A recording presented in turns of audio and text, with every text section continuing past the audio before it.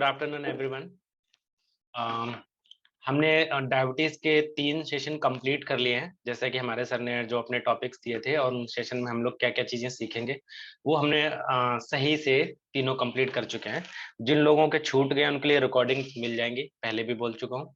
और जिन लोगों ने सारे सेशंस किए हैं उनके कुछ डाउट्स होंगे। वैसे हम लोग डेली डाउट कुछ ना कुछ लेते रहते थे, पर फाइनली एक डे हमने इसलिए रखा था कि फिर भी अगर जो किसी के पास कोई डाउट रह जाता था उसको डीप में हम लोग समझेंगे।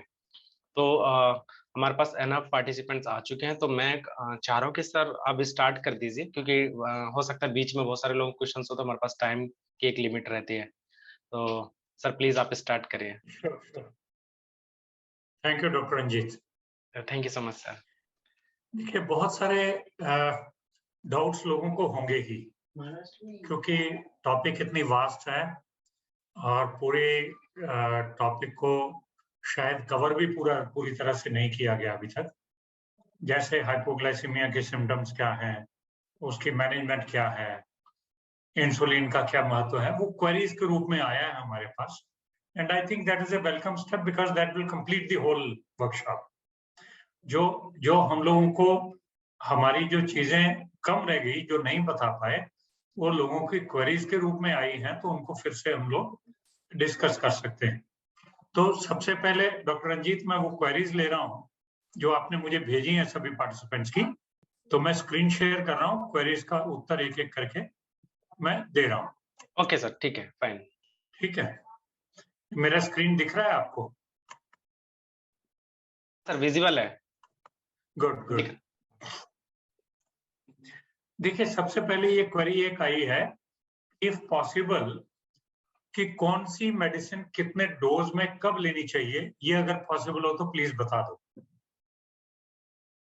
देखिए, सबसे पहली बात ये है कि कौन सी मेडिसिन कब लेनी है, ये तो आपको डिसाइड करना है, क्योंकि शुगर जब भी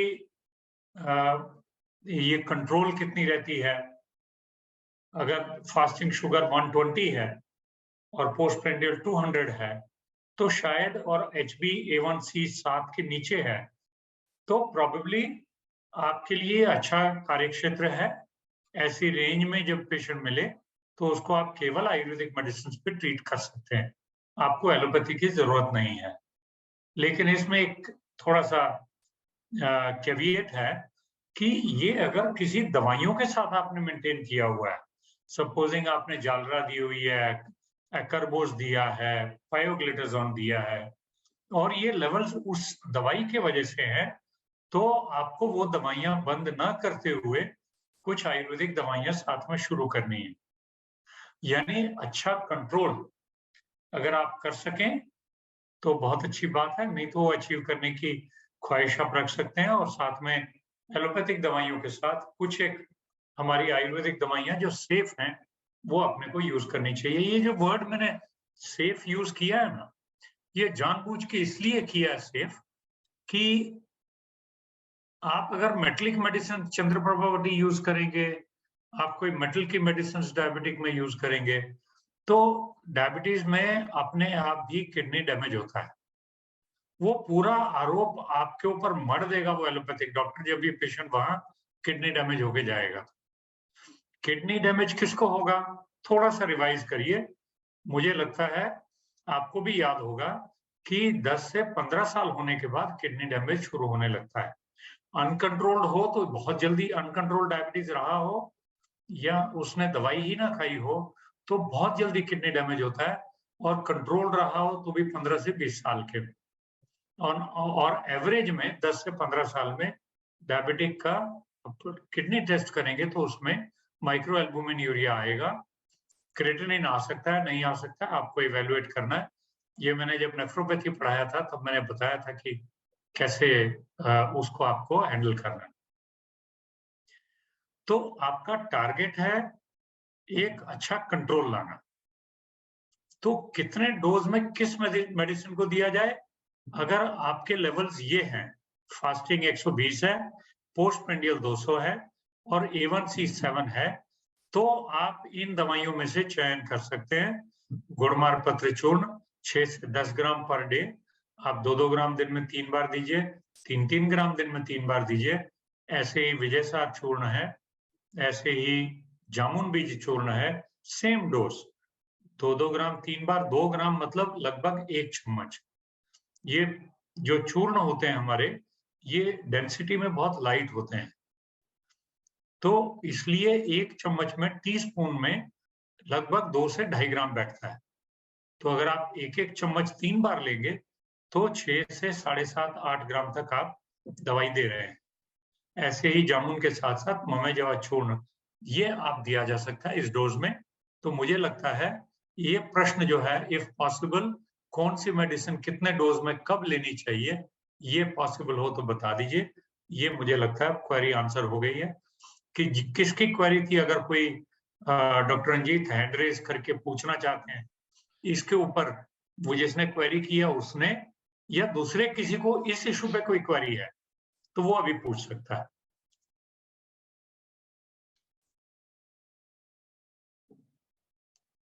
doctor Ranjit, am I audible? हाँ सर, आप ऑडिबल हैं। एक्चुअली सर मेरे पास मैसेज पर्सनली आए थे, तो सबका नाम पॉसिबल नहीं था, इसलिए फिर मैंने इसको मेंशन नहीं किया है। ओके, नहीं तो किसी का देखिए, किसी का हैंड रेज वगैरह हुआ है क्या? हाँ सर, ये डॉक्टर जसवीर हैं। मैं सबको हाँ, अनम्यूट मैंने कर दिया है। आप लोग आप अपना आप अपने आप को अनम्यूट कर लीजिए, मेरी तरफ से कंट्रोल नहीं है। डॉक्टर जसवीर, आप पूछ सकते हैं, आप अपने आप को अनम्यूट कर लीजिए।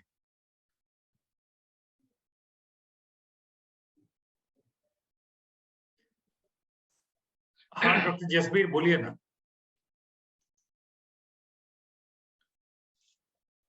डॉक्टर जसबीर, आप अपने आप को अनम्यूट करिए। अनम्यूट नहीं करेंगे तो आपकी आवाज हम तक नहीं पहुंचेगी।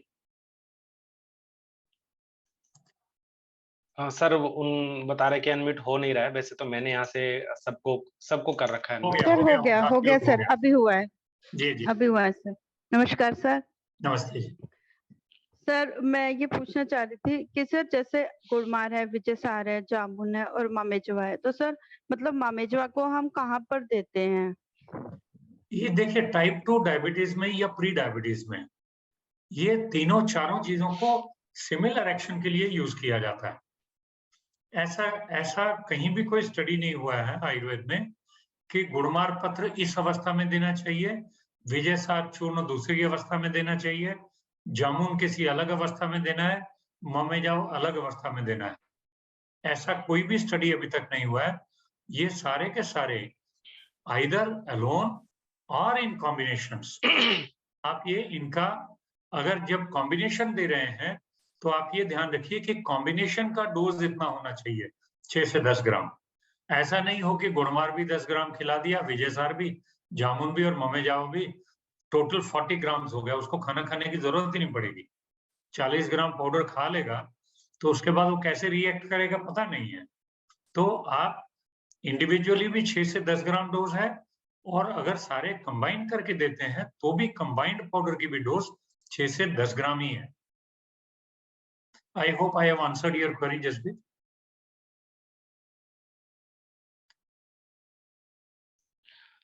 सर डॉक्टर नमिता का भी हैंड रेज हुआ है, तो डॉक्टर नमिता आप अपने आप को अनम्यूट करके प्लीज क्वेश्चन पूछ लें।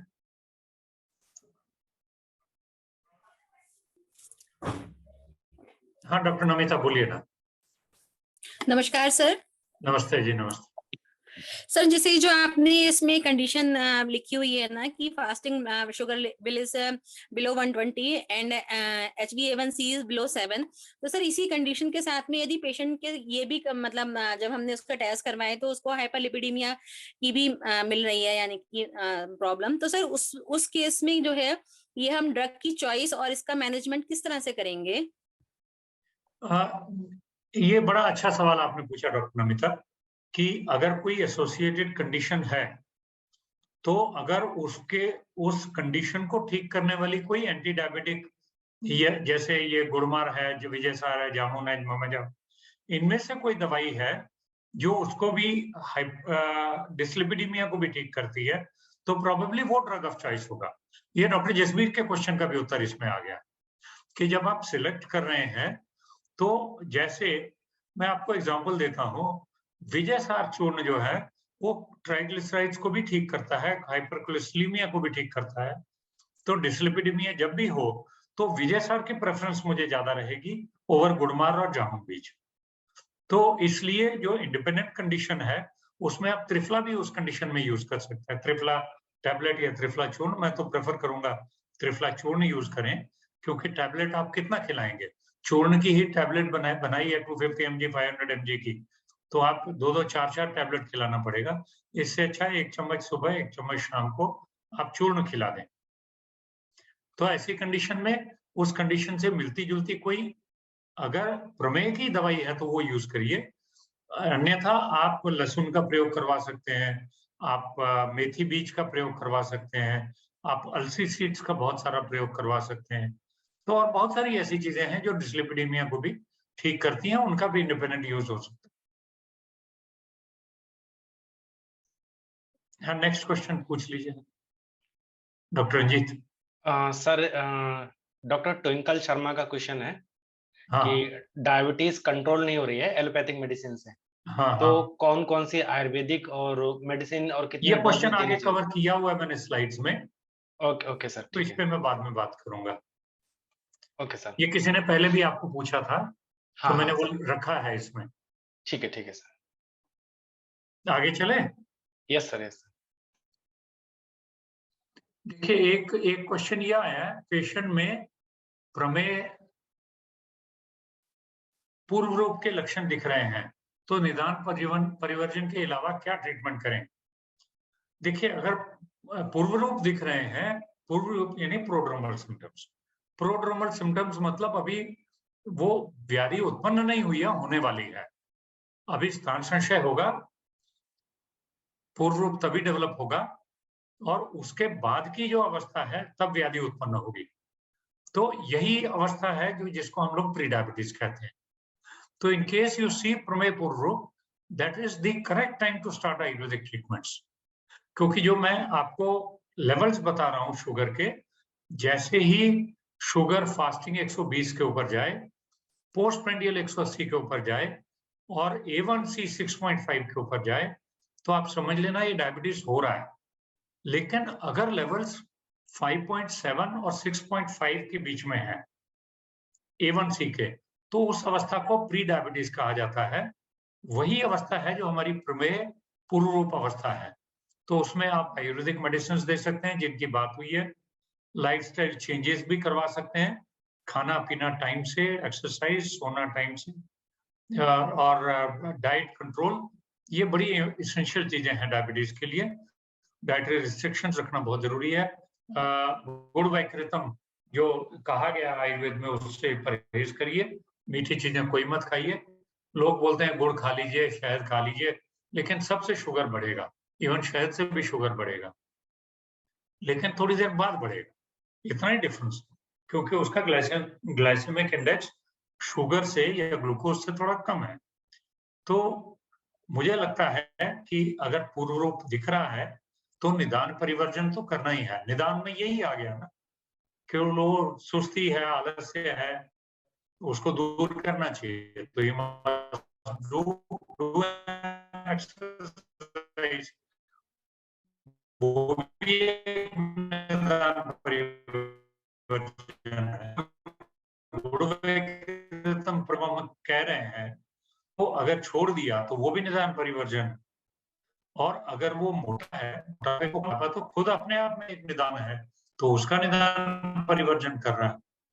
तो निदान परिवर्जन ही बेसिकली सबसे बड़ी इसमें चीज के ऊपर किसी को कोई।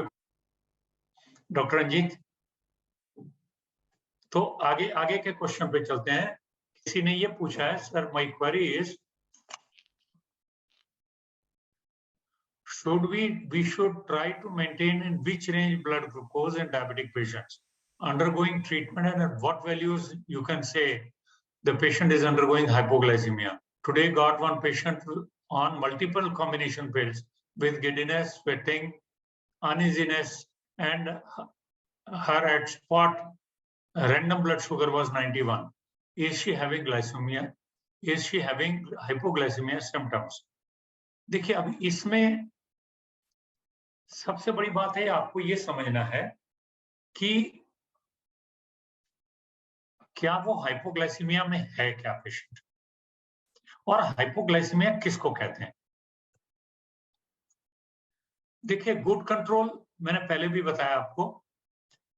गुड कंट्रोल किसको कहेंगे, जब HbA1c 7 के नीचे होगी और fasting blood sugar 154 less than 154 और PP 154, और ये देखिए ये वैल्यूज थोड़ी चेंज होती रहेंगी हर बार।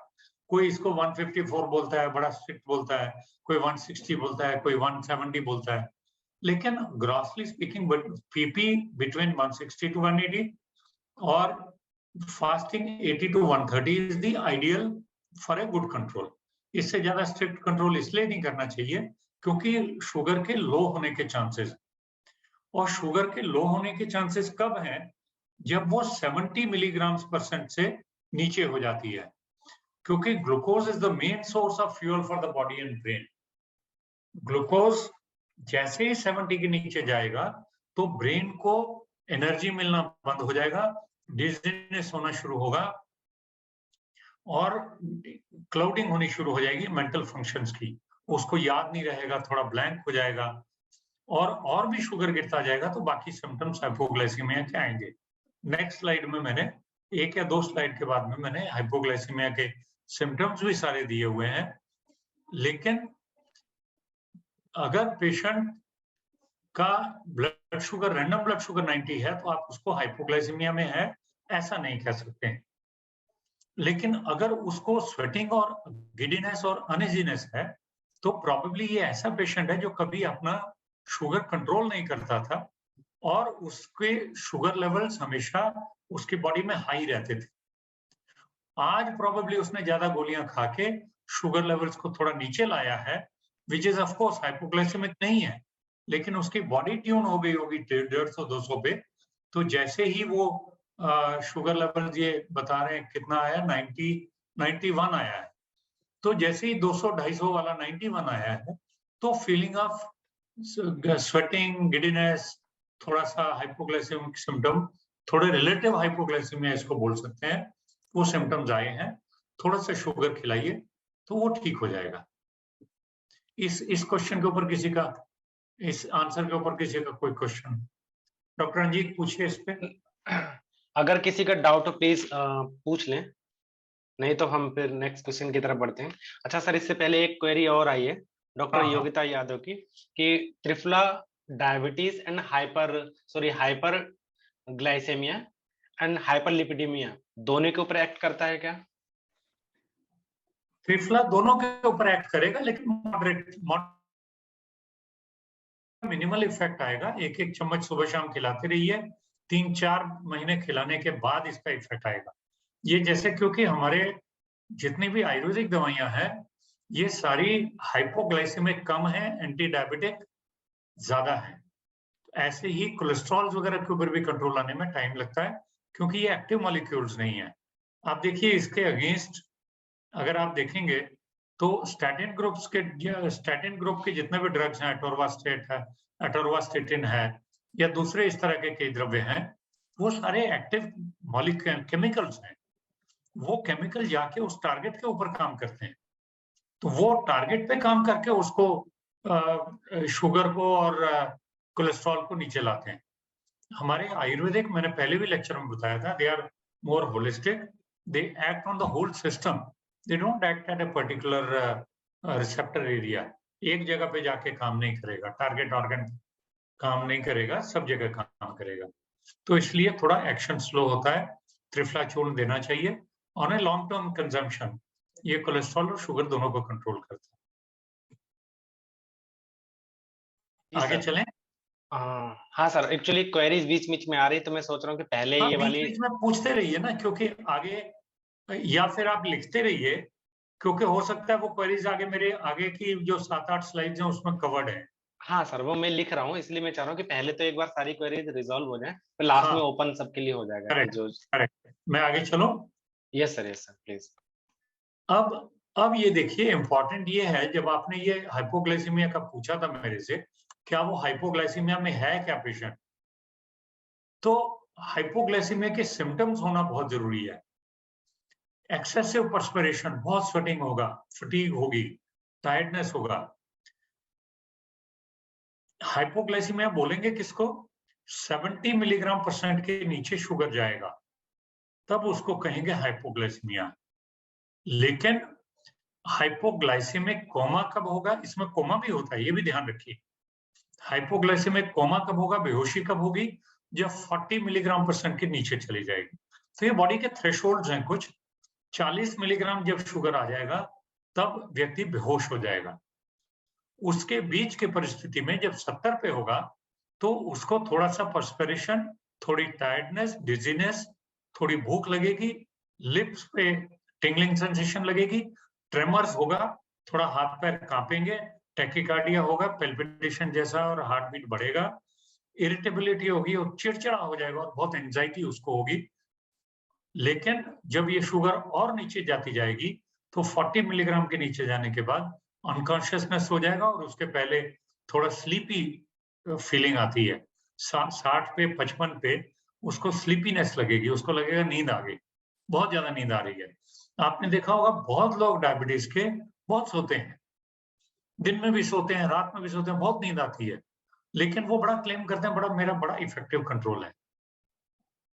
देखिए इस जगह पे मैं आपको एक बताना चाहता हूं कि अगर कोई शुगर की दवाई ले रहा है, वो एक्सरसाइज नहीं कर रहा है, डाइट कंट्रोल ज्यादा नहीं कर रहा है और खाली घर में बैठा हुआ और उसका शुगर और बहुत सो रहा है, तो आप ये समझ लीजिए प्रोबेबली उसको मेडिसिन ओवर एक्ट कर रही हैं। सुबह भी सोता है, शाम को भी सोता है, शायद उसका ब्लड शुगर लो हो रहा है। Sleepiness is a sign of hypoglycemia. तो जो बड़े लोग डायबिटीज वाले आपके घर में हैं, रिटायर्ड लोग हैं, अगर दिन में भी आपको अगर घर से ये कंप्लेंट आती है कि सर हमारे ये दादाजी या पिताजी सोते ही रहते हैं पूरा दिन, दवाई खाते हैं, सो जाते हैं, शुगर तो ठीक है 80 या 90 है, लेकिन जब आप टेस्ट कर रहे हैं शुगर तो शायद रीबाउंड फिनोमेना आ गया है। जब हाइपोग्लाइसीमिया होता है तो बॉडी का अपना प्रोटेक्टिव मैकेनिज्म है। मैंने आपसे ये कहा था इंसुलिन और ग्लूकागॉन ये दो परस्पर विरोधी हार्मोन्स हैं। जैसे ही शुगर डाउन होने लगती है, बॉडी पेनक्रियाज में से ग्लूकागॉन हार्मोन को निकाल के पंप करती है बॉडी में, और जितना लिवर में ग्लाइकोजन है या मसल में ग्लाइकोजन है उसको तोड़ के ग्लूकोज बनाती है, उस डेफिशिएंसी को पूरा करने की कोशिश करती। तो इसलिए अगर थोड़ा सा ऐसा है, बहुत लॉन्ग लास्टिंग हाइपोग्लाइसीमिया नहीं है, तो बॉडी अपने आप कोप अप करती है। ये इसका एक और उदाहरण मैं आपको देना चाहता हूँ। बहुत बार हम लोग कहते हैं मिडनाइट हाइपोग्लाइसीमिया या अर्ली मॉर्निंग हाइपोग्लाइसीमिया आपको चेक करना चाहिए। क्या होता है, दिन में तो आपको पता है कि उसको स्लीपी लग रहा है, दिन में आपको पता है उसको टैकीकार्डिया है, स्वेटिंग हो गई, रात में आप भी सोए हैं, वो भी सोए, पेशेंट भी सोया है, उसको स्वेटिंग हो गई, नींद आ गई, ज्यादा सो गया, सुबह 7 बजे उठना था, 9 बजे तक उठा नहीं, 9 बजे उठा। क्या हुआ, क्या सुबह आपने शुगर चेक किया, रात में हाइपोग्लाइसीमिया का अटैक हुआ और वो और गहरी नींद में सो गया क्योंकि पता ही नहीं चला ना। और सुबह में जब आपने देखा तो शुगर शायद 100-110 के आसपास आ चुकी होगी, फास्टिंग ब्लड शुगर। ये कैसे हो गया? क्योंकि जैसे ही हाइपोग्लाइसीमिया हुआ रात में तो बॉडी के प्रोटेक्टिव मैकेनिज्म ने अपने आप एक्ट किया, ग्लूकागॉन हार्मोन निकाल के ग्लाइकोजन को तोड़ के ग्लूकोज को रिलीज करवाया ब्लड में और शुगर हाई हो गई, ग्लूकोज का लेवल ऊपर हो गया। अब जब ये ग्लूकोज का लेवल ऊपर हुआ तब तक सुबह हो गई, आपने चेक किया तो 100-110 है, लेकिन रात में तो हाइपोग्लाइसीमिया था। आप कहेंगे इसमें फिर जरूरत क्या है जानने की? अगर बॉडी खुद कर रही है तो करने दीजिए ना सर, उसमें हमको क्यों इंटरफेयर करना? लेकिन आपको ये मैं I just want to make you aware कि जितनी बार हाइपोग्लाइसीमिया का अटैक होता है उतनी बार आपको ऑर्गन डैमेज और ज्यादा हो रहा है, उतनी बार आपके हर ऑर्गन को ऑक्सीजन कम मिल रही है, ग्लूकोज कम मिल रहा है, तो उससे आपका ऑर्गन डैमेज भी हो रहा है और उसके साथ साथ ब्रेन डैमेज भी हो रहा है। ऐसे पेशेंट्स को जो सिनाइल डिजेनरेशन होता है, जैसे बूढ़े लोग होते हैं वो बार बार एक चीज को रिपीट करते हैं, या फिर उनको भूल जाता है, मेमोरी लॉस होता है, या उनको थोड़ा सा काम करने की क्षमता हो जाती है, मोटर एक्टिविटीज कम हो जाती हैं, ये एक साइन होता है कि senile degeneration of the brain है। आप MRI या स्कैन करेंगे तो आपको स्कैटर्ड डिजेनरेशन मिलेगा विच इज एज रिलेटेड। लेकिन हाइपोग्लाइसीमिया अगर बार बार होगा तो यंग लोगों में भी कुछ दिनों बाद ये चेंजेस आने शुरू हो जाएंगे, इसलिए वो ब्रेन डैमेज और ऑर्गन डैमेज भी होता है, इसलिए ये हाइपोग्लाइसीमिया होने नहीं देना चाहिए। तो इसलिए this is again one reason that many times we say that you please wake up at 2 AM 3 AM, सुबह में भोर में 3 बजे 2 बजे आप उठिए और पेशेंट का ब्लड शुगर चेक करिए। अगर ऐसा संशय कभी भी हो तो इसको बोलते हैं अर्ली मॉर्निंग हाइपोग्लाइसीमिया। इसका भी बहुत बड़ा इंपॉर्टेंस होता है हाइपोग्लाइसेमिक एपिसोड्स को जानने के लिए। अब मैनेजमेंट कैसे करें हाइपोग्लाइसीमिया अगर हो रहा है किसी को, तो एक 15-15 रूल का आ जाता है, 15-15 का रूल कहा जाता है। 15-15 का रूल क्या है? 15 ग्राम ग्लूकोज हर 15 मिनट के बाद। ये क्या है कि 15 मिनट के बाद आप चेक करेंगे, शुगर अगर ऊपर नहीं आया है तो फिर से 15 ग्राम खिलाइए, फिर 15 मिनट रुकिए, फिर 15 ग्राम खिलाइए। तो 15-15 ग्राम हर 15-15 मिनट में चेक करते रहिए। अगर शुगर 55 से 70 के बीच में है, पहली वाली ब्लड शुगर 55 से 70 के बीच में है, तो ये रूल काम कर जाता है।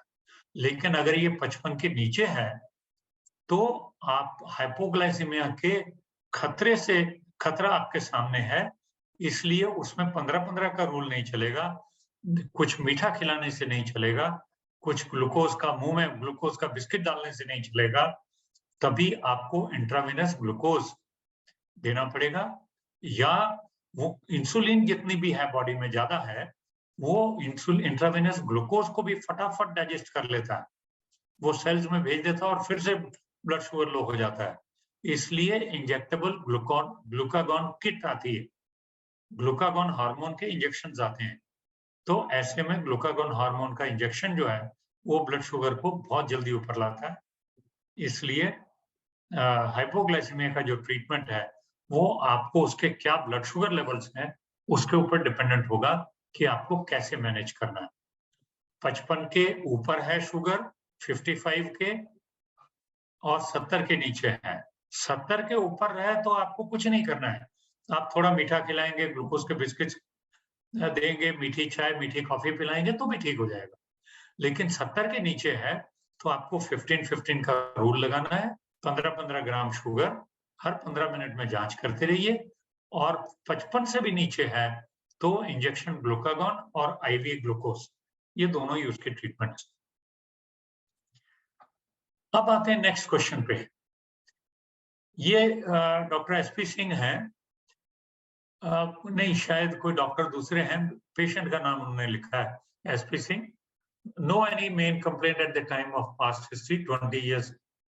ये 20 साल से डायबिटिक हैं बता रहे हैं, माइल्ड हाइपरटेंशन है, कोरोनरी आर्टरी डिजीज का ट्रीटमेंट ऑलरेडी हो चुका है 2003 में, और ऑक्यूपेशन रिटायर्ड है, पुलिस डिपार्टमेंट के, 90 किलो के हैं, 6 फुट और 2 इंच हैं, और प्रेजेंट लाइफस्टाइल उनकी सेडेंटरी है। प्रेजेंट ब्लड शुगर 382 है 27/9 को, यानी अभी 3-4 दिन 5 दिन पहले। Sir please tell me ayurvedic drugs which can control blood sugar levels. इसमें खाली इतने से काम नहीं चलेगा, बहुत सारे फैक्टर्स इंपॉर्टेंट है। आपने कहा है कि इनकी सेडेंटरी लाइफस्टाइल है, तो अगर आप इनको 4-5 किलोमीटर भगाना भी शुरू कर दें, भाग नहीं सकता है रिटायर्ड व्यक्ति, लेकिन आप इनको ब्रिस्क वॉकिंग शुरू करवाएं, 3 किलोमीटर 4 किलोमीटर की, खाने का परहेज करवाएं, और क्या दवाइयां उस समय ले रहे हैं वो इम्पोर्टेंट है। सपोजिंग उस समय उनकी ऑलरेडी ग्लिमिप्राइड ऑलरेडी चालू है, ग्लिक्लोजाइड चालू है, पायोग्लिटाजोन चालू है, अकरबोस चालू है, क्या दवाइयां चालू है वो इम्पोर्टेंट है। एलोपैथिक मेडिसिन क्या क्या ले रहा है वो जानना बहुत जरूरी है, वो जब तक पता नहीं लगेगा तो आप ट्रीटमेंट नहीं कर पाएंगे। उसमें एक्सरसाइज के फ्रंट पे क्या उसका है, उसकी डाइट कैसी है, क्या उसको और अधिक मॉडिफाई किया जा सकता है क्या, ये इंपॉर्टेंट है। और क्या वो इंसुलिन तो नहीं ले रहा है। अगर इंसुलिन ले रहा है ऐसा व्यक्ति, तो शायद इंसुलिन काम ही नहीं कर रही है, वो ओरल एंटी डायबिटिक ड्रग्स को ऊपर रख के उसको एक्सरसाइज करवानी चाहिए, तो शायद उसके रिसेप्टर्स जितने रेजिस्टेंट हो चुके हैं इंसुलिन को, वो इंसुलिन को सेंसिटिव हो जाएंगे। तो इसलिए you will always need the help of some modern medicines to control it. 382 ऐसा लेवल है जो अकेले आयुर्वेदिक मेडिसिन से ब्लड शुगर को लोअर नहीं कर सकता। तो ऐसे में जो ऑलरेडी दवाइयां चल रही हैं उसके साथ में ऐड करिए आयुर्वेदिक मेडिसिन। आजकल मार्केट में बहुत सारी मेडिसिन हैं जिसमें विजयसार, गुड़मार, मेथी, जामुन, मम्मेजवा, करेला, शिलाजीत, ये सारी चीजों के एक्सट्रैक्ट्स भी हैं और बहुत अच्छी अच्छी दवाइयां हैं, आप उनमें से भी चुन सकते हैं। आप जितने चूर्ण हैं, रॉ हर्ब्स हैं, उनका भी चयन कर सकते हैं, लेकिन ये एलोपैथिक दवाई के साथ ही चलेगा। डॉक्टर रंजीत, इसमें किसी को कोई क्वेश्चन हो तो, अगर ये डॉक्टर हमारे बीच में हो तो वो उनको बोलिए, पूछ लें अगर कुछ पूछ। हाँ प्लीज, जिन डॉक्टर ने ये क्वेश्चन पूछा है, तो अभी भी आपका कुछ डाउट रह गया तो अभी भी आप हैंड रेज करके या फिर आप अपने आप को अनम्यूट करके क्वेश्चन पूछ सकते हैं, अदरवाइज हम लोग आगे क्वेश्चन ले लेंगे।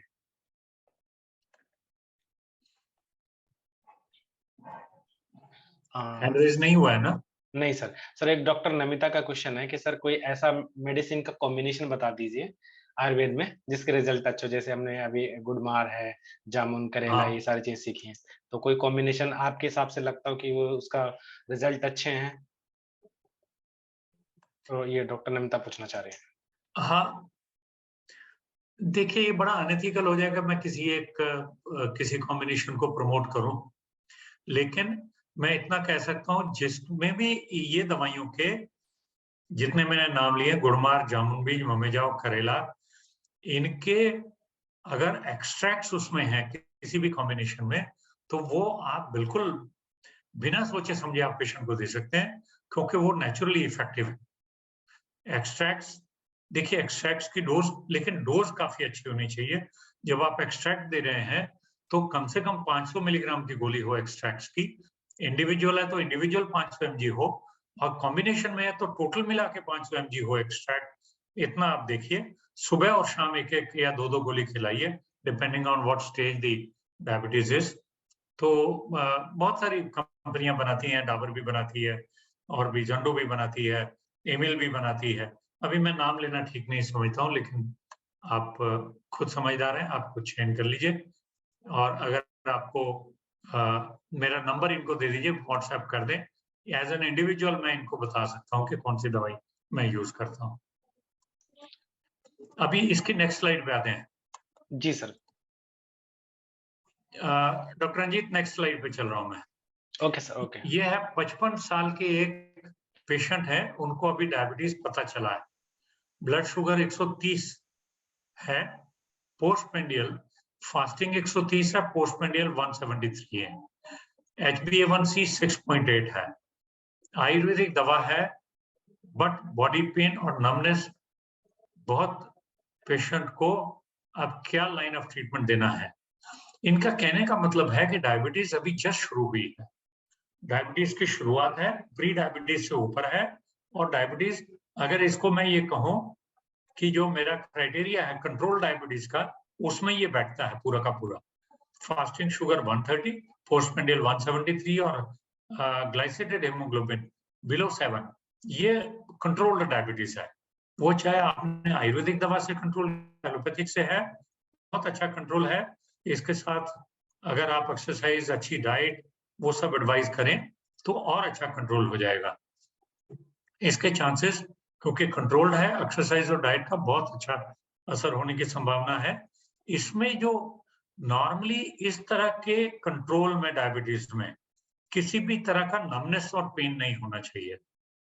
पेशेंट की एज 55 साल की है, तो 50 नॉर्मली 50 साल के ऊपर एक बीमारी होती है कमर की जिसको बोलते हैं स्लिप डिस्क, या तो स्पॉन्डिलाइटिस या डिस्क प्रोलैप्स, वो हो सकती है, उसकी रेडिएटेड पेन हो सकती है जिसको रेडिकुलोपैथी बोलते हैं, और स्पाइनल ये सर्वाइकल लेवल पे भी हो सकती है और वो लंबर लेवल पे भी हो सकती है। लंबर लेवल पे होगी तो लंबर डिस्क्स में L1, L2, L3, L4, L5, S1, उनके बीच में जो डिस्क है वो बल्ज हुई होगी, तो वहां जो नर्व प्रेस होगी तो वो नमनेस या पेन कर सकती है। तो इसलिए मुझे बहुत कम संभावना लगती है कि इस लेवल के ऊपर पेशेंट को नमनेस और पेन हो।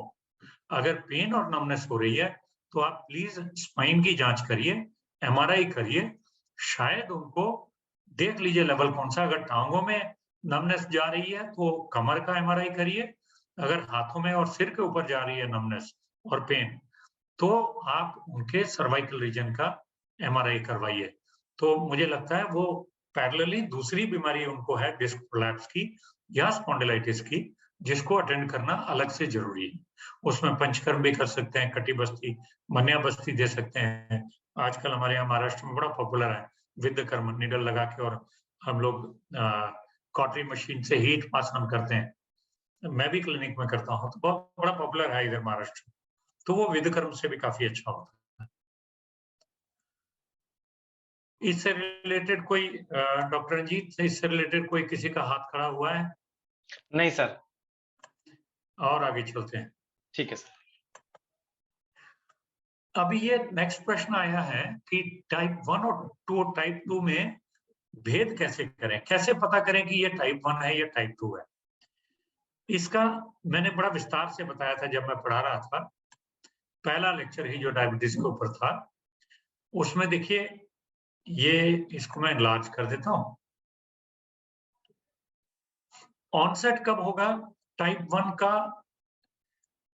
एज ऑफ ऑनसेट क्या है? मोस्टली यंग पेशेंट्स होते हैं टाइप 1, यानी इंसुलिन डिपेंडेंट डायबिटीज, और दुबले पतले होते हैं।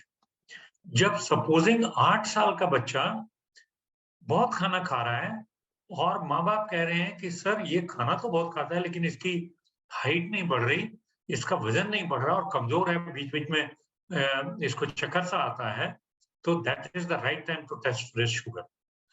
वो ये एज जो यंग एज है, ये 20 इयर्स के नीचे होगा तो उसको ये समझ सकते हैं कि टाइप 1 डायबिटीज है।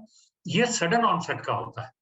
जैसे टाइप 1 डायबिटीज होगी आपको तुरंत 15 दिन, 20 दिन, 1 महीना मैक्सिमम, उसमें इतने हॉरिबल सिम्टम्स आएंगे, या तो उसको चक्कर आएगा, गिर जाएगा, कीटोएसिडोसिस में चलेगा पहली बारी, क्योंकि शुगर 500-600 जंप करेगा, सडनली बहुत हाई शुगर जाएगा टाइप 1 डायबिटीज में, और उसकी कॉम्प्लिकेशंस आएंगी, ग्रोथ बंद हो जाएगी टाइप 1 में, और उसका उत्साह कम होगा, कमजोरी आएगी, चक्कर आएगा और बहुत खाना खाएगा, हंगर बहुत ज्यादा होगी।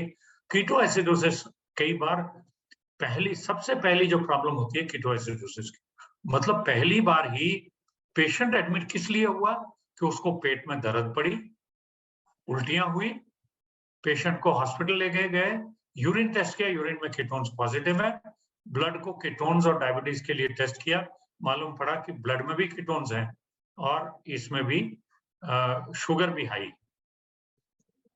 ये ऑटो एंटीबॉडीज प्रेजेंट हो सकते हैं। इंसुलिन बॉडी में इंसुलिन लेवल चेक करेंगे तो प्रोबेबली इंसुलिन लेवल 0 होगा, ये बहुत कम होगा, क्योंकि कुछ लिवर टिश्यू, कुछ ब्रेन टिश्यू भी थोड़ा सा इंसुलिन निकालता है बॉडी में।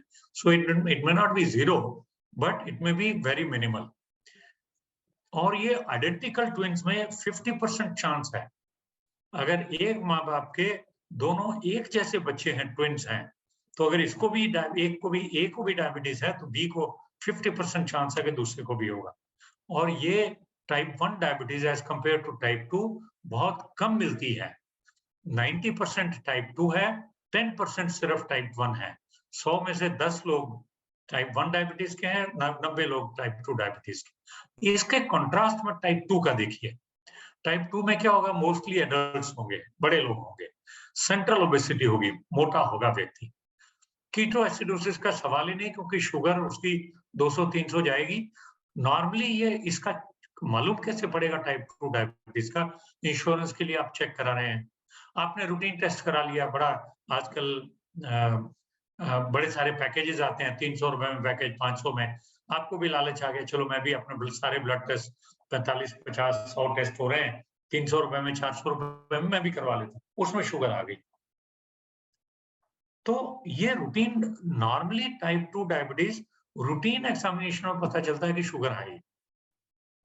पेशेंट मोटा होगा, एडल्ट होगा, यंग एज में बहुत नहीं के जैसा है, यंग एज में होता ही नहीं है, और ये धीरे धीरे होगा, शायद कई महीने निकल जाएंगे।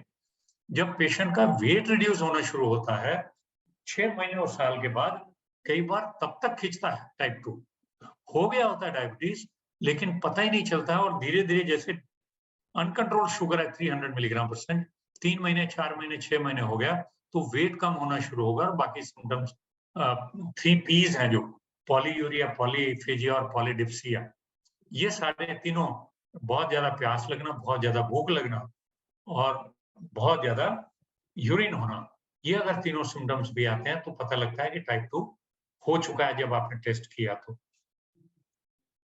और ये बहुत ज्यादा प्रेवलेंट है टाइप 2, तो ये जानना बहुत जरूरी है टाइप 1 और टाइप 2। टाइप 2 का भेद, नॉर्मली अगर ये टेबल आपने समझ लिया है, और इसमें इंसुलिन लेवल देखिए, इसमें इंसुलिन लेवल नॉर्मल होगा, क्योंकि टाइप 2 डायबिटीज की जो डेफिनेशन बताई थी वो ब्लड शुगर बढ़ता है, इंसुलिन कम होता है, ऐसा बहुत रेयरली होता है। ब्लड शुगर कम होता है और इंसुलिन रेजिस्टेंस होता है। इंसुलिन रेजिस्टेंस का मतलब ये है, हाँ जैन साहब थोड़ी देर में बात करता हूँ मैं आपसे, डॉक्टर कोहली बोल रहा हूँ, मैं किसी कॉन्फ्रेंस में बैठा हूँ, मैं बात करता हूँ आपसे। हेलो। तो ये इसमें कई बार तो आप देखेंगे जो मोटे व्यक्ति हैं उनका इंसुलिन लेवल देखेंगे टाइप 2 डायबिटीज में, कभी कभी इंसुलिन लेवल शायद नॉर्मल से भी ज्यादा बढ़ा हुआ होगा। तो इंसुलिन लेवल ब्लड शुगर में टेस्ट करना इतना आवश्यक नहीं है, टाइप 2 में तो बिल्कुल भी नहीं है। टाइप 1 में इंसुलिन लेवल आप फर्स्ट टाइम डायग्नोसिस के लिए कर सकते हैं, बाद में तो शुगर के ऊपर ही आपको इंसुलिन कम और ज्यादा देनी है। टाइप 1 का तो ट्रीटमेंट ही इंसुलिन इंजेक्शन है। देखिए इंसुलिन, ये किसी ने पूछा है सर इंसुलिन बॉडी में कैसे जांच कर सकते हैं, इसका कोई टेस्ट होता है क्या? बिल्कुल होता है। नॉर्मली इंसुलिन बहुत बार टेस्ट किस में करते हैं, डायबिटीज में बहुत कम करते हैं, पीसीओडी में सबसे ज्यादा टेस्ट किया जाता है। जब पीसीओडी होगा, यंग लड़की है, उसके पीरियड्स इरेगुलर हो गए, थोड़ा सा फेस पे हेयर ग्रोथ आ गई या पिंपल्स आ गए और इरेगुलर मेंस्ट्रुएशन है, तो डॉक्टर भेजता है उसको कि इंसुलिन टेस्ट करके आओ। अगर इंसुलिन लेवल्स हाई हैं तो आप समझ लीजिए कि उसको पीसीओडी है। उसके साथ साथ उसका पीसीओडी के लिए सोनोग्राफी भी किया जाता है, उसकी ओवरीज की कंडीशन देखने के लिए कि कहीं ओवरीज में कितनी सिस्ट है या नहीं है। ओबेसिटी में इंसुलिन लेवल्स होते हैं, टाइप 2 में होते हैं। तो ये लेवल्स हैं 30 से 230 1 आवर आफ्टर ग्लूकोज। तो इससे आप मतलब खाना खाने के 2 घंटे बाद इंसुलिन अपने आप कम हो जाएगा। जैसे ही आप खाना पहला ग्रास खाना शुरू कर दी, first bit of the roti that you take, खाना खाना शुरू किया और इंसुलिन सिक्रेट होना शुरू होता है, तो तब इंसुलिन लेवल्स हाई होते हैं। 1-1.5 घंटे बाद कम होते हैं और 2 घंटे बाद और भी कम हो जाते हैं इंसुलिन लेवल्स, क्योंकि वो ऑलरेडी अपना एक्शन कर चुके हैं और वो इंसुलिन कंज्यूम हो चुका होता है। तो 30 से लेके 230 के बीच में रेंज करता है। This is not very conclusive test for anything other than PCOD.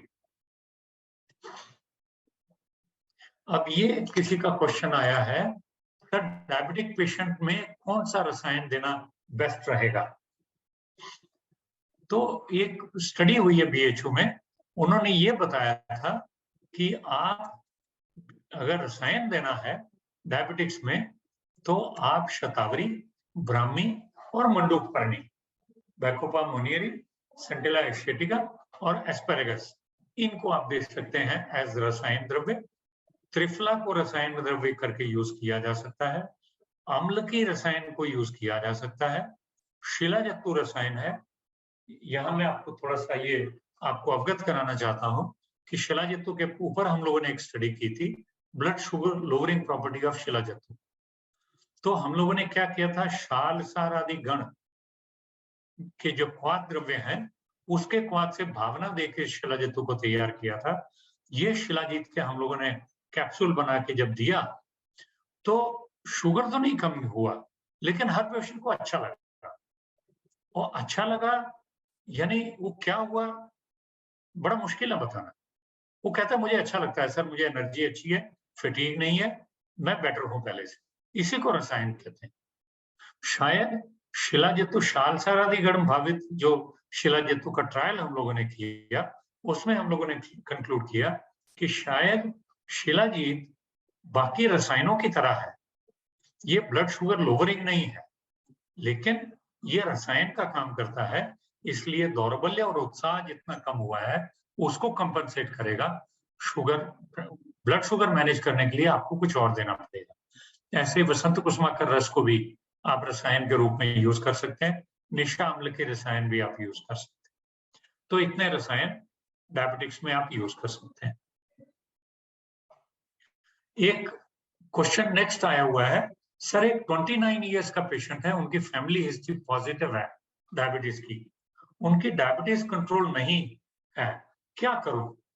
अभी वो इंसुलिन ले रहे हैं और मेरे पास आयुर्वेदिक ट्रीटमेंट के लिए आए हैं। अब देखिए, अभी इंसुलिन ले रहे हैं, ayurveda treatment will increase the insulin utilization. अगर वो इंसुलिन उनका चल रहा है, हो सकता है इंसुलिन जो ले रहे हैं टाइप 2 डायबिटीज, ये 29 इयर्स के हैं, आपने ये नहीं बताया कि कितने साल से इनको डायबिटीज है। अगर ये टाइप 1 डायबिटीज है तो इंसुलिन ले रहे हैं और वो काम नहीं कर रही है, तो इंसुलिन का ब्रांड चेंज करना चाहिए या इंसुलिन का रेगुलेशन ठीक करना जरूरी है। इंसुलिन के ऊपर, डायबिटीज के ऊपर चर्चा करते हुए हम लोगों ने डिस्कशन किया था कि इंसुलिन के टाइप्स होते हैं, शॉर्ट एक्टिंग और लॉन्ग एक्टिंग। उनके कुछ कॉम्बिनेशंस किस तरह से यूज करने हैं वो आपको देखना पड़ेगा अगर इनको टाइप 1 डायबिटीज है। अगर ये 29 साल के हैं और इनको 10 साल से ज्यादा की हिस्ट्री है डायबिटीज की, तो प्रोबेबली ये इंसुलिन डिपेंडेंट डायबिटीज है टाइप 1। और अगर इनको एक आध साल में ही डायबिटीज हुई है और वो कंट्रोल नहीं है, तो इंसुलिन का कोई फायदा नहीं है, क्योंकि ये टाइप 2 डायबिटीज होंगे तभी। तो ऐसे में इंसुलिन तो ऑलरेडी उनके शरीर में शायद ज्यादा हो, वो ओबीज हैं या नहीं है ये भी आपको देखना है। तो बड़े सारे फैक्टर्स हैं जिनका ध्यान आपको रखना चाहिए। वैसे मैं आपके नॉलेज में लाना चाहता हूं कि अगर ऑलरेडी इंसुलिन शरीर में ज्यादा है, आप सिर्फ आयुर्वेदिक दवाई थोड़ी सी यूज करेंगे, वो इंसुलिन काम करना शुरू कर देता है, क्योंकि जो सेल्स हैं, इंसुलिन ऑलरेडी है, सेल्स इंसुलिन को सेंसिटिव नहीं है, वो इंसुलिन को पहचान नहीं पा रहे हैं।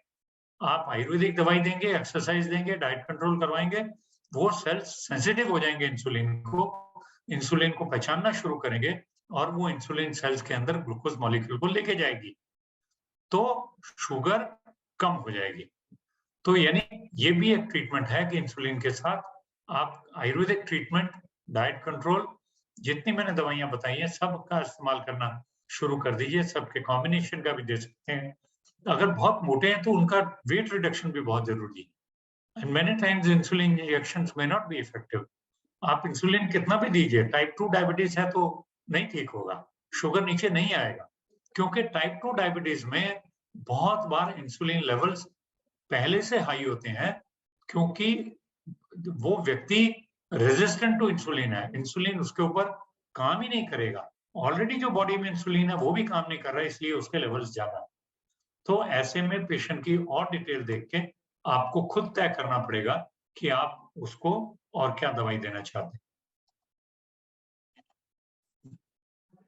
अभी ये नेक्स्ट क्वेश्चन एक आया है, sir what is the relation of diabetes with hypertension?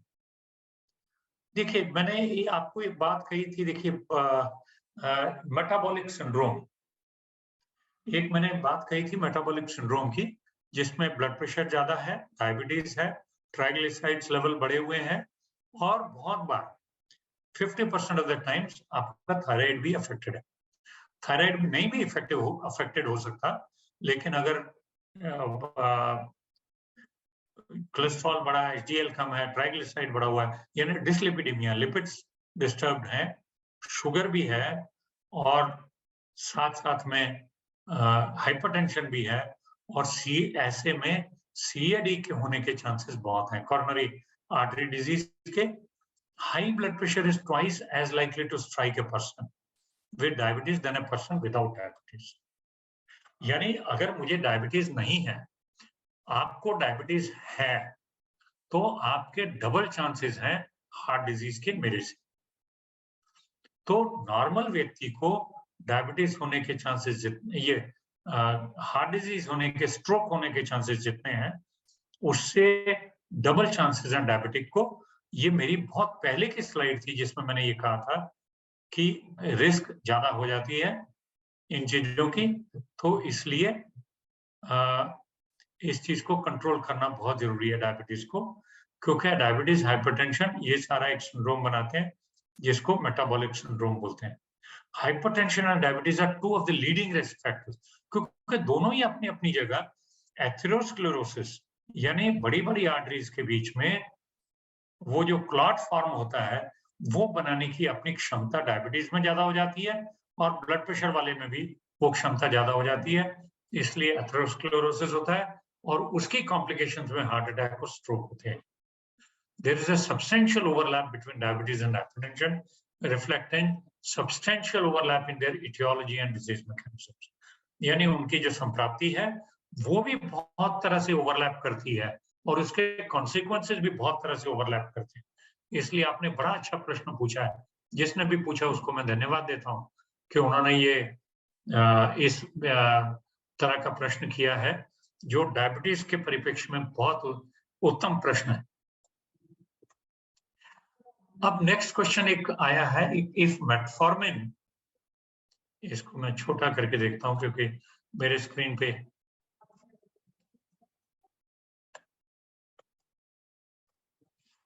Screen पे ये भी है ना, जूम का जो ये है, metformin like drugs reduce sugar levels in the body, then where does the sugar go in the body? Sugar कहाँ चली गई? कहने का अभिप्राय इन महाशय जी का ये है कि आपने जो दवाई दी उससे बॉडी में शुगर कम हो गई कहाँ?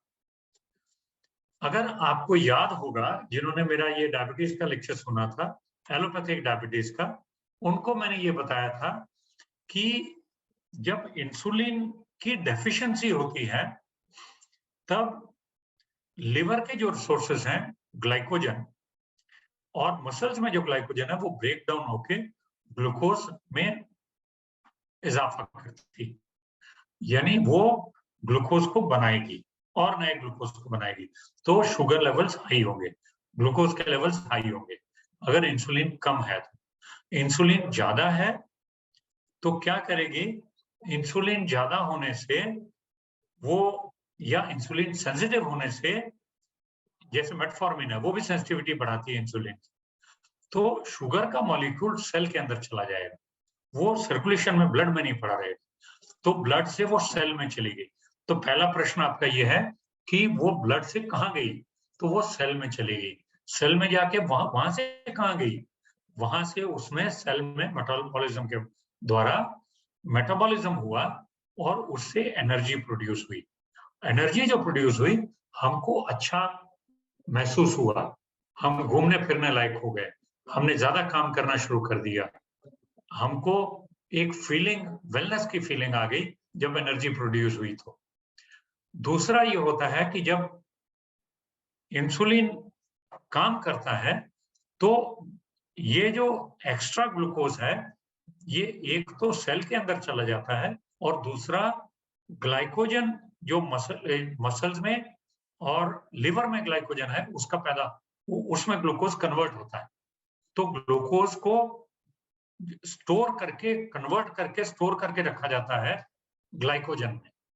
तो आपके प्रश्न का उत्तर शॉर्ट में ये हुआ कि जब मेटफॉर्मिन जैसी दवाइयां हम लेते हैं या कोई भी एंटी डायबिटिक ड्रग हमने लिया, तो वो जो ब्लड में शुगर थी वो सेल के अंदर गई, एनर्जी प्रोड्यूस किया, या उससे भी ज्यादा एक्सेसिव अगर शुगर अवेलेबल है तो वो ब्लड से निकल के लिवर में चली गई, मसल टिश्यू में चली गई, मसल ग्लाइकोजन और लिवर ग्लाइकोजन में परिवर्तित हो गई as a storehouse of sugar. वो जाके स्टोर में जमा हो गई। तो ये आपके क्वेश्चन का रिप्लाई है। अभी एक लास्ट क्वेश्चन है। नमस्ते sir, can Ayurveda doctors prescribe allopathic drugs for diabetes with Ayurveda? ये एक तरह से आपने ये प्रश्न पूछा है कि क्या आयुर्वेदिक डॉक्टर्स एलोपैथिक कर सकते हैं कि नहीं कर सकते।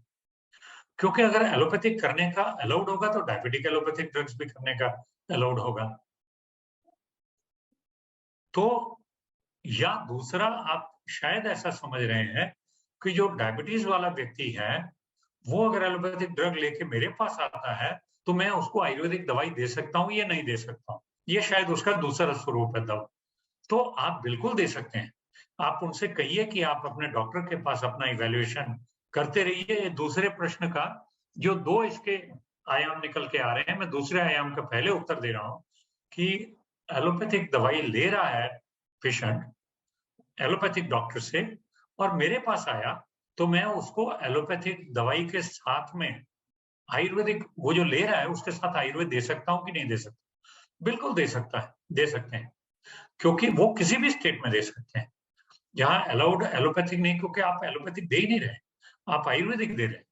और पेशेंट अपनी विल और चॉइस से आया, आपने जबरदस्ती पेशेंट को गायब नहीं किया है, कहीं किडनैप करके एलोपैथिक हॉस्पिटल से नहीं लाए। तो ऐसे में आप आयुर्वेदिक दवा दीजिए और मॉनिटरिंग करते रहिए। वो पेशेंट आपके पास रहने वाला है तो आप मॉनिटरिंग करते रहिए।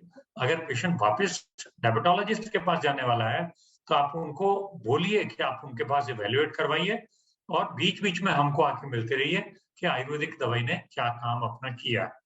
ये हो गया दूसरा आयाम कि डायबिटिक पेशेंट है, एलोपैथिक डॉक्टर से दवाई ले रहा है, मेरे पास आया है कि मुझे आयुर्वेदिक दो, मुझे देना चाहिए या नहीं? Yes, you are within your power to do it. पहला प्रश्न ये है। इसका जो पहला आयाम था वो ये था कि क्या Ayurvedic doctor allopathic drugs prescribe कर सकता है या नहीं कर सकता। महाराष्ट्र में जहां मैं बैठा हूं, मेरे डायरेक्टर रहते हुए हमने एक लॉ पास किया था जिसमें हम लोगों ने आयुर्वेदिक डॉक्टर्स को एलोपैथिक की प्रैक्टिस करने का अधिकार महाराष्ट्र में दिया हुआ है, to the extent that they have learned allopathy. तो ये एक्सटेंट कौन देखता है, क्या देखता है, पता नहीं, लेकिन सिलेबस, पीसीएम के सिलेबस में जो चीजें हैं वो उनको करने को लीगली अलाउड है। महाराष्ट्र में बहुत सारी स्टेट्स में अलाउड है।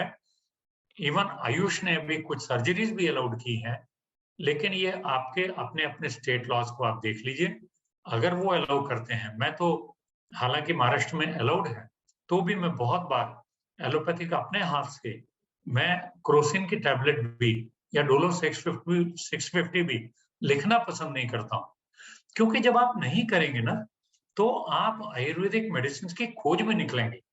कौन सी ऐसी चीज है जो डोलो 650 का मुझे ऑल्टरनेटिव दे सकती? मैं ऐसा क्या करूं कि इसका सर दर्द ठीक हो, मैं ऐसा क्या करूं, या फिर इसको मैं एलोपैथिक डॉक्टर के पास भेज दूं, ये मेरी सीमा आ गई। तो वो भी एक एजुकेशन है हमारे लिए। तो इसलिए मुझे लगता है बड़ा जस्टिफाइबली आप इस बात के ऊपर विचार करिए, अगर आपका स्टेट लॉ अलाउ करता है, क्योंकि हेल्थ एक कंकरेंट सब्जेक्ट, उसमें सेंटर और स्टेट दोनों के अपने अपने अधिकार हैं, दोनों का अधिकार मिला हुआ है। स्टेट्स भी अपना लॉ बनाती हैं, सेंटर भी अपना लॉ बनाता है। तो ऐसे में आपके स्टेट लॉज को अलाउड है कि आपको प्रैक्टिस करने का अधिकार वो दें या ना दें। मुझे लगता है डॉक्टर रंजीत, ये इतने क्वेश्चंस थे जिसको हम लोगों ने हैंडल किया है। अभी क्विकली अगर कोई और लोग हैंड रेज करते हैं तो 5-7 क्वेश्चन भी 15 से 20 मिनट अपने पास हैं तो हम लोग और क्वेश्चंस ले सकते हैं। जी सर, डॉक्टर जसवीर कौर हैं, इन्होंने हैंड रेज किया है। प्लीज आप अपना जल्दी से क्वेश्चन पूछ लें,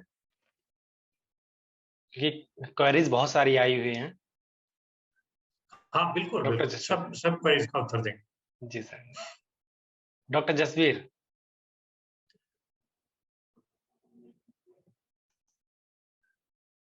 अनम्यूट करेंगी तो उनकी आवाज आएगी ना। सर मैंने अनम्यूट सबको कर रखा है, शायद नहीं, उन्होंने नहीं किया ना। She has to accept that. Doctor Jasvir, आप प्लीज अपने आप को अनम्यूट कर लें। नहीं तो डॉक्टर नमिता का हैंड रेज है, उनसे पूछ लीजिए। ठीक है डॉक्टर नमिता, आप अपना क्वेश्चन पूछ ले प्लीज। अनम्यूट करना पड़ेगा, अनम्यूट, या तो इनको आवाज नहीं सुनाई दे रही है हम लोगों की, हाँ सर ये हो सकता है ना। और किसी का कोई प्रश्न हो, नहीं तो तब तक आप अपने प्रश्न पूछिए ना। ठीक है सर। बहुत सारे मैं इधर चैट हाँ में बड़े सारे क्वेश्चंस आ रहे हैं सर, आप तो एक वहीं से आप देख पाए तो मैं आपको बता दूं, ये नमिता बोल रही है I am unable to unmute. Jasbir Kaur कह रही है मैं कोशिश कर रही हूँ करने का। ये पहले का है शायद ये। हाँ ये एक्चुअली ये ये सर लास्ट क्वेश्चन से मैं पकड़ता हूँ, ठीक है। Okay okay sir. ये इन्होंने क्वेश्चन, रोल ऑफ धूपन कर्म इन डायबिटिक फुट। धूपन कर्म का कोई बहुत ज्यादा रोल नहीं है, आप अपना समय मत नष्ट करिएगा। इसके बजाय धावन कर्म से है, आप काढ़े बना के, पंचवल्कल क्वाथ है उससे वॉश करके वुंड को फिर ड्रेसिंग कीजिए जात्यादि तेल से, रोपन तेल से, या कोई भी एंटीसेप्टिक क्रीम से, तो प्रोबेबली उसका बेनिफिट होगा। वरना धूपन कर्म का बहुत ज्यादा रोल नहीं है। मुझे लगता है उसके ऊपर बहुत सारी सीरियस रिसर्च होने के बाद अगर कोई एविडेंस मिले तो हम लोग उसके ऊपर कोई बात कर सकते हैं। ये हुआ धूपन कर्म का। इसके ऊपर how to manage diabetic food. Diabetic food को कैसे मैनेज किया जाए, एक मिनट मेरा। डायबिटिक फूड देखिए, जितने लो ग्लाइसेमिक इंडेक्स वाले द्रव्य हैं वो लेना चाहिए। आप देखिए मैदा भी गेहूं से निकल रहा है, गेहूं का ग्लाइसेमिक इंडेक्स हाई है, राइस का ग्लाइसेमिक इंडेक्स हाई है। जितने भी ग्लाइसेमिक इंडेक्स हाई वाले हैं, या फिर आयुर्वेद की दृष्टि से कटु, तिक्त और कषाय रसात्मक द्रव्य जितने हैं, जो भी डाइट्स कटु तिक्त और कषाय रसात्मक हैं, वो सारी इसमें ली जा सकती हैं। आप उसी हिसाब से डाइट का चयन करिए तो दैट विल बी हेल्पफुल। मैं तो सब लोगों को एडवाइस करता हूँ, डायबिटिक वालों को, कि राइस और किसी भी तरह का, लोग ब्राउन राइस पूछते हैं, रेड राइस पूछते हैं, मैं कहता हूँ सब राइस बंद करिए। उनको ज्वारी, बाजरी, नाचनी होती है कि यहाँ का ट्रेडिशनल एक आहार है, आहार द्रव्य है, नाचनी बहुत अच्छी है। ऐसे ही बाकी जो कन्वेंशनल मिलेट्स हैं जैसे गट्टू वट्टू का आटा है, इस तरह की चीजें जितनी भी हैं, प्रोबेबली उनका ग्लाइसेमिक इंडेक्स चेक करके आप फूड का प्लानिंग कर सकते हैं। Sir explain drug interaction of Ayurvedic medicine with allopathic medicine. ये देखिए इतनी सारी एलोपैथिक दवाइयां हैं, इतनी सारी आयुर्वेदिक मेडिसिन हैं, अभी किसका रिएक्शन किसके साथ होगा नहीं होगा ये कहना डिफिकल्ट है, बहुत मुश्किल है। लेकिन अपने एक्सपीरियंस से भी मैं बताना चाहता हूं कि आज तक मैंने इंटरेक्शन नहीं देखा। मैं कितने लोगों को पूरी डायबिटिक मेडिसिन जो भी चल रही हैं, right from acarbose to metformin and every other insulin, मैं उसके साथ में आयुर्वेदिक दवाइयां शुरू करता हूं। मुझे आज तक किसी प्रकार का कोई इंटरेक्शन दिखा नहीं। कोई बहुत सीरियस रिसर्च इस मामले के ऊपर हुई नहीं है। आप अगर होलिस्टिक मेडिसिन यूज कर रहे हैं, जब आप एक्सट्रैक्ट्स यूज कर रहे हैं, वो भी एक होलिस्टिक दवाई है, क्योंकि आयुष मंत्रालय ने ये डिफाइन किया है कि सिंगल लेवल तक अगर आप एक्सट्रैक्शन करते हैं, अल्कोहलिक, हाइड्रो अल्कोहलिक एक्सट्रैक्शन करते हैं, तो वो आयुर्वेदिक दवाई रहेगी। अगर आपने अल्कोहलिक एक्सट्रैक्ट निकाल के बाद में फिर से उसका एक्सट्रैक्शन करके कोई मॉलिक्यूल निकालने की कोशिश की, तो वो आयुर्वेदिक ड्रग नहीं रहेगा। तो under the definition of Ayurvedic drug जितना आयुष से अलाउड है, probably there are no interactions between any of these anti-diabetic allopathic medicines and Ayurvedic medicines. तो आप कर सकते हैं, but be vigilant। जैसे ही आपको ये लगे कि कोई इंटरेक्शन हो रहा है, प्लीज दवाई तुरंत बंद कर दीजिए। मैंने आज तक कोई एक्सपीरियंस इस प्रकार के, मेरा कोई भी इंटरेक्शन का एक्सपीरियंस नहीं है। Yes Jasbir Kaur, you are there. Sir मैं ये कह रही थी कि जैसे पेशेंट्स आते हैं वो अपनी एलोपैथिक मेडिसिन भी ले रहे होते हैं, तो हमें कितना गैप रखना चाहिए कि हम अपनी आयुर्वेद मेडिसिन दें या ऐसे? सर मैं ऐसे पूछना चाह रही थी। इसमें जरूर, हाँ ये बड़ा इम्पोर्टेंट क्वेश्चन है। इसमें जरूर, क्योंकि कुछ चीजें ना जैसे मैंने आपको एक्करबोज बताया, एक्करबोज क्या करता है, एक्करबोज ये क्या करेगा, ये अपने ये इसबगोल के जैसा है, ये क्या करेगा, ग्लूकोज को एब्जॉर्ब नहीं होने देगा वहां से, गट में से। तो ऐसे ही आयुर्वेदिक दवाइयों का कुछ ऐसा अगर एक्शन हो तो प्रोबेबली मेडिसिन का, एलोपैथिक मेडिसिन का ज्यादा या कम एक्शन होने की संभावना है अगर दोनों इकट्ठा देंगे तो।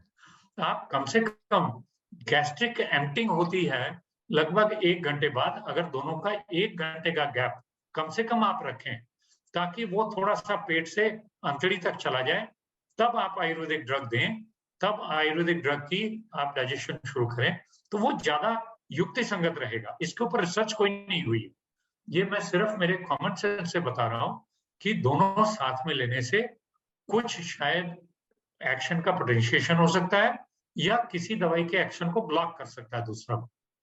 तो वो रिस्क ना लेते हुए, संभावनाएं बहुत सारी हो सकती हैं, संभावनाएं क्या है हमको नहीं पता, लेकिन वो रिस्क नहीं लेना है तो कम से कम 1 घंटे का गैप एलोपैथिक और आयुर्वेदिक मेडिसिन में जरूर रखिए। Thank you sir. Most welcome. Yes, anybody else? Sir doctor Namita है ये। हाँ डॉक्टर नमिता बोलिए ना। Sir am I audible? Yes yes absolutely. Sir जैसे अभी आपने मतलब बताया था ना मेटाबॉलिक सिंड्रोम के बारे में बताया था, तो सर इस मतलब जैसे अभी आजकल जो पेशेंट्स आते हैं वो उसमें बहुत सारे पेशेंट्स ऐसे ही होते हैं जो मेटाबॉलिक सिंड्रोम लेकर आते हैं कि उनको डायबिटीज भी है, ब्लड प्रेशर भी है और थायराइड डिसफंक्शन भी है। तो सर इन केसेस में जो हम सिलेक्शन ऑफ ड्रग्स है वो कैसे करेंगे? बेसिकली आप देखिए तीनों का ही मैनेजमेंट सेम है, लगभग वही डाइट कंट्रोल है, वही ओबेसिटी कंट्रोल है, वेट रिडक्शन है, वही कैलोरी इनटेक कम करना है।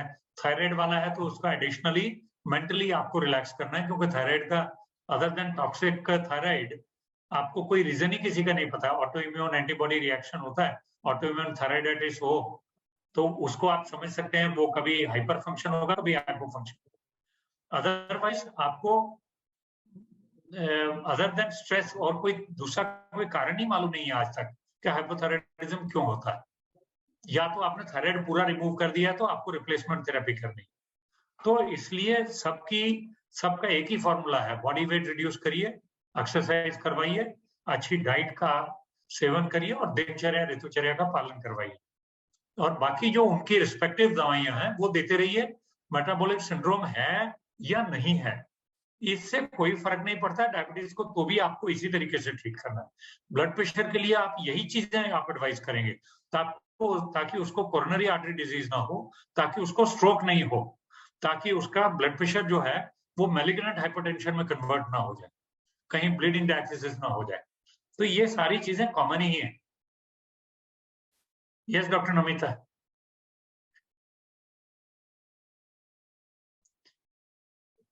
एकता गुप्ता का हैंड रेज है, can you please unmute yourself?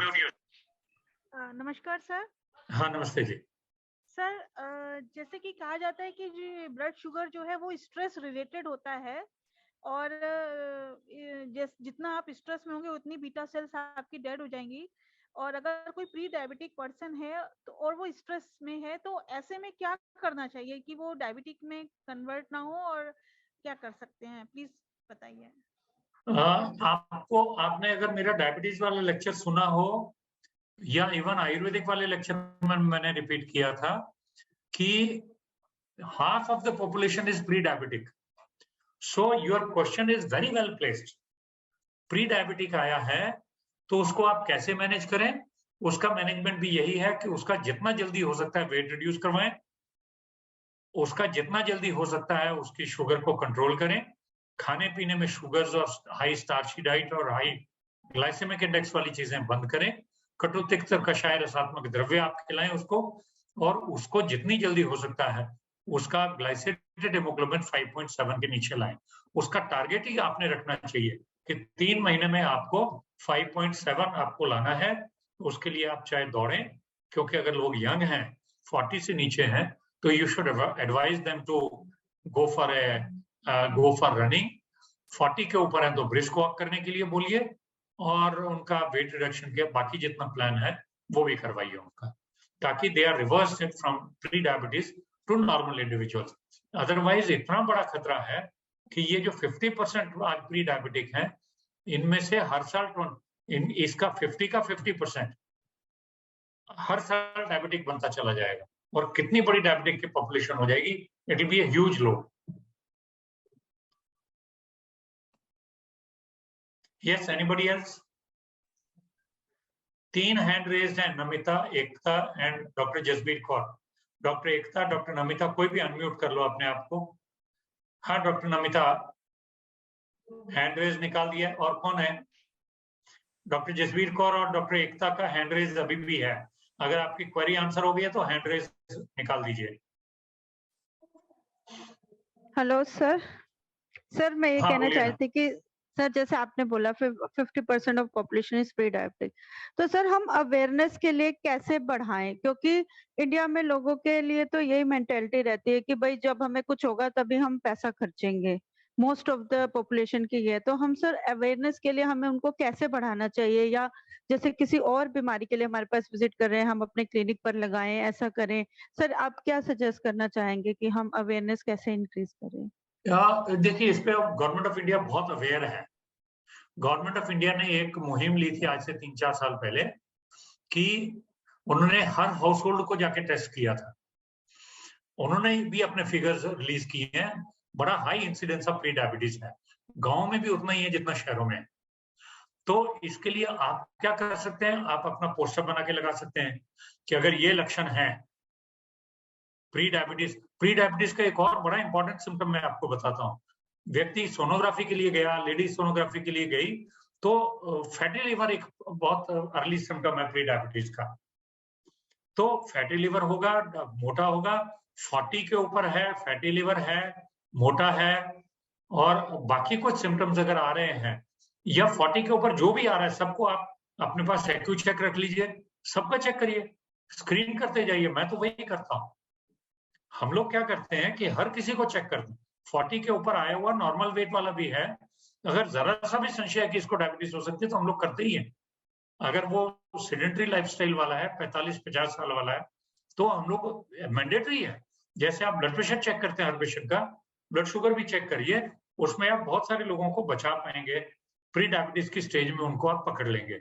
वैसे गवर्नमेंट की बहुत सारी स्कीम्स हैं, इंटरेस्टेड है तो आपकी जो आपकी स्टेट की जो हेल्थ डिपार्टमेंट है उसमें प्री डायबिटीज के ऊपर NHM में बहुत सारी उनकी स्कीम्स चल रही हैं। उनसे पोस्टर मंगवा लीजिए, अपने क्लिनिक पे लगवाइए, और बहुत सारा अवेयरनेस चल रहा है ऑलरेडी।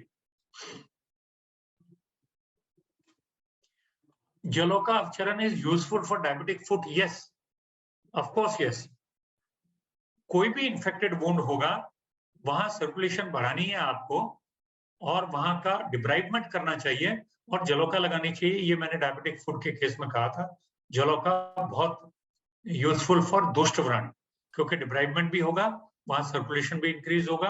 आपको मालूम ही है कि जब जलोका लगाते हैं आप, तो 48 घंटे तक वो ब्लीडिंग रुकती नहीं है। 24 to 48 आवर्स लगता है ब्लीडिंग रुकने को। अगर आप प्रेशर बैंडेज नहीं करेंगे तो खून 24 घंटे तो मिनिमम बहता रहेगा, अपने आप क्लॉट नहीं होगा। वरना आपको एक जरा सी चोट लगती है, 2 मिनट के बाद खून रुकता है। जलोका के लगाने के बाद 24 से 48 घंटे नहीं रुकता है। तो इसका मतलब है वहां सर्कुलेशन बहुत सारी बनती है, और वो सर्कुलेशन ज्यादा ऑक्सीजन सप्लाई करवाती है, और वो डायबिटिक फुट जल्दी ठीक होता है जलोका से। अभी इनका एनी अदर स्पेशल पॉइंट, ये तो मैंने बता दिया दुष्ट व्रण में। और जलोका बहुत इफेक्टिव है दुष्ट व्रण में, आप जरूर इसको करिए। एक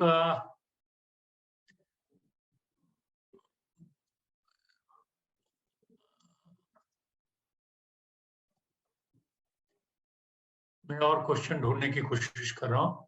सर, अगर ब्लड शुगर कंट्रोल में नहीं हो के साथ में आयुर्वेदिक मेडिसिन में कौन सी कितनी डोज में लेना चाहिए? ये तो मैंने, मेरी पहली स्लाइड थी। Sir, host is not allowing everyone is muted. Triphala hyperlipidemia और डायबिटीज दोनों के ऊपर एक्ट करता है क्या? तो ये भी मेरा ये क्वेश्चन मैंने आंसर कर दिया। Sir ashwagandha wrist they How सकती long है can Ayurvedic medicine take to control diabetes? Patient level was well controlled in first month, but then it is going up again. देखिए आपका इसमें मल्टीफैक्टोरियल अप्रोच है diabetes में। आपको एक्सरसाइज बंद नहीं करवानी है, आयुर्वेदिक मेडिसिन बंद नहीं करवानी है, और आपको कुछ भी जो भी डायबिटीज कंट्रोल करने के तरीके हैं किसी में भी कोई ढिलाई नहीं बरतनी है। अगर आप वो कर रहे हैं तो आपका शुगर कंट्रोल रहेगा।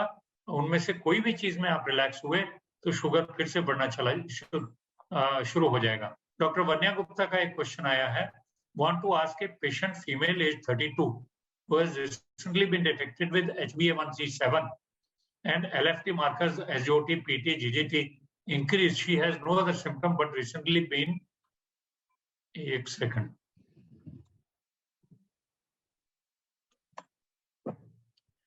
experiencing vaginal itching and discomfort. What can be the possible approach in Ayurvedic treatment?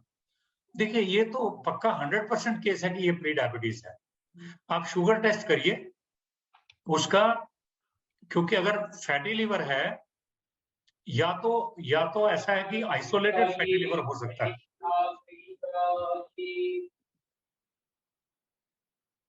कोई और बोल रहा है क्या? Let me please complete. या तो इंडिपेंडेंटली ये फैटी लिवर है, अगर इसके साथ HbA1c प्री डायबिटीज में भी नहीं है, प्री डायबिटीज की रेंज में भी नहीं है, तो ये पेशेंट शायद फैटी लिवर, 32 की एज है, फैटी लिवर उसको ऑलरेडी हो चुका है। Fatty liver can be independent, fatty liver can also be as a consequence to PCOD, it can be as a consequence to pre diabetes. तो वो आपको जज करना है। उसको एक्सपीरियंस अगर विजाइनल इच हो रहा है तो प्रोबेबली मुझे लगता है उसकी शुगर बढ़ी होगी, क्योंकि जब भी शुगर बढ़ेगी शरीर में तो इचिंग और इन्फेक्शंस ज्यादा होंगी। तो इनका शुगर चेक करना चाहिए और उसका ट्रीटमेंट इनको करना चाहिए। As far as fatty liver is concern, आप लिवर के जितने प्रोडक्ट्स हैं वो आप लिवर के लिए आयुर्वेद की बहुत सारी दवाइयां अच्छी हैं, चिरायता है, कुटकी है, कालमेघ है, ये सारी दवाइयों का इस्तेमाल आप कर सकते हैं। विजाइनल इच के लिए डूश है, पंचवल क्वाथ का डूश है, या और आप कोई खाली नीम का क्वाथ से भी आप धावन कर सकते हैं। कुछ आजकल कुछ जेलीज आई हुई हैं, वो लगाना है तो वो लगाइए। कुछ लोकल ट्रीटमेंट्स हैं, कुछ फुल बॉडी ट्रीटमेंट्स, जो भी करना चाहते हैं आप उसको आप हैंडल करिए। लेकिन इस केस में अगर HbA1c 7.02 है तो that means she is a newly diagnosed diabetic. उसका डायबिटीज कंट्रोल करना इमीडिएटली जरूरी है। जैसे डायबिटीज कंट्रोल होगा, शुगर 120 के नीचे फास्टिंग आएगी 100 के आसपास, तो विजाइनल इच अपने आप खत्म हो जाएगी। मुझे लगता है इतने क्वेश्चंस थे। और कोई क्वेश्चन हो डॉक्टर रंजीत तो ले सकते हैं। सर अभी ये doctor Namita, doctor Ekta, doctor Jasbir ने हैंड रेज किया है, तो शायद इनकी कोई और भी क्वेरी। हाँ, बस इन तीनों का एक क्वेश्चन लेके फिर मुझे लगता है we should close. Okay sure sir. कुछ एक सेकंड, एक दो इंटरेस्टिंग कोई। I am scrolling through the questions.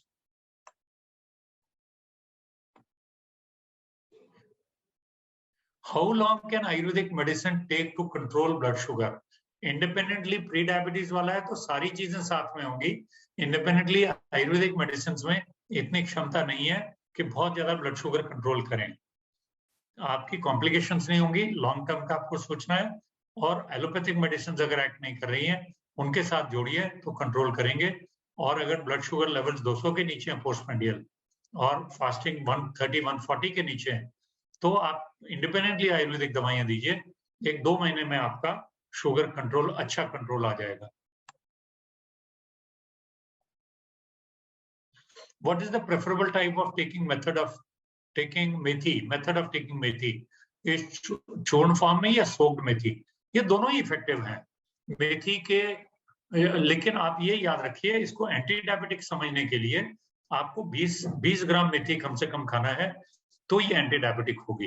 ये वात रोगों के लिए भी बड़ी उत्तम है। आपको मालूम होगा ट्रेडिशनली कल्चरली हम लोग मेथी के लड्डू बना के, नव प्रसूता है जो उसको खिलाते हैं, डिंक के लड्डू और मेथी के लड्डू हम लोग खिलाते हैं। या कोई आर्थराइटिस वाली लेडीज हैं वो लड्डू बना के हर विंटर्स में खाती हैं। आर्थराइटिस की लेडीज हैं, तो ये मेथी हैज गॉट इमेंस वैल्यू, लेकिन उसका एंटी डायबिटिक प्रॉपर्टी के लिए इसकी डोज कम से कम 20 मिलीग्राम की रोज की है।